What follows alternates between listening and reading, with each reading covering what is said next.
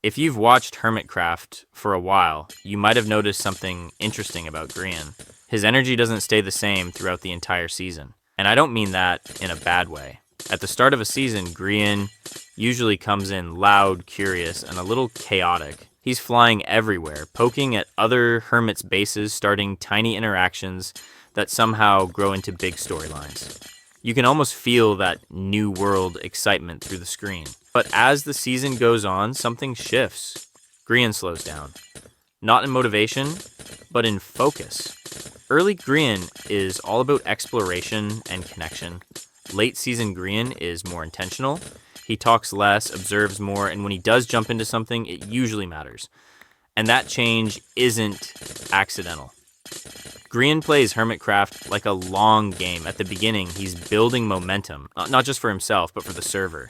He gives other players something to react to. Scar gets ideas. Mumbo gets distracted. Even players like B-Dubs or Impulse end up bouncing off that early energy. But once the server finds its rhythm, Grian doesn't need to push anymore. That's when his energy turns inward. Instead of creating chaos, he starts shaping it. His builds become more thoughtful. His interactions feel more deliberate. He's still having fun, but he's no longer trying to light the spark. He's letting it burn. You can see this in how he interacts with different hermits. Early on, it's quick jokes and spontaneous moments. Later, it's longer conversations, quiet jokes, or subtle collaborations that don't need to be loud to be memorable. And honestly, that's part of why Grian works so well on Hermitcraft. He understands pacing. Hermitcraft isn't about constant hype. If everyone stayed at 100% energy all season, it would get exhausting, right? Just for the players and the viewers. Grian knows when to step back and let the world breathe. Compare that to someone like Scar, who often leans into chaos through the whole season. Grian adapts instead. He mirrors the server. By the end of a season, his energy feels calmer, almost reflective. He's still present, still creative, but now he's reacting to the world he helped create at the start. And that's kind of the point. Grian doesn't burn out on camera because he doesn't play Hermitcraft like a sprint. He plays it like a story, with a beginning, a middle, and an end. So when his energy changes, it's not because he's losing interest, it's because the season itself has changed. And Grian changes with it. And there's another small detail people don't talk about enough. As the season goes on, Grian starts listening more than he speaks. You can see it in group moments.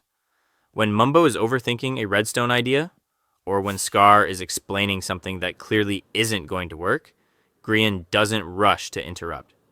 He lets the moment play out. Early season Grian might jump in just to see what happens. Late season Grian already knows what will happen.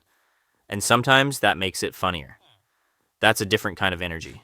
It's not about being quieter. It's about being aware. By that point, the server already has history. Inside jokes exist. Unfinished builds tell stories on their own. Grian doesn't need to create chaos anymore because the world is already full of it. And this is where his experience really shows.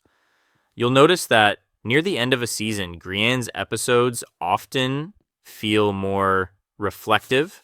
He looks back without saying he's looking back. A quick comment about an old build, a short laugh about something that went wrong months ago. Those moments land because they weren't forced. Grian's changing energy is basically him respecting the season. He treats the early game like a blank page and the late game like a finished painting. You don't keep adding strokes forever. Eventually, you step back and let it exist. And that's why even when Grian slows down, his presence never disappears. It just blends into the world he helped shape.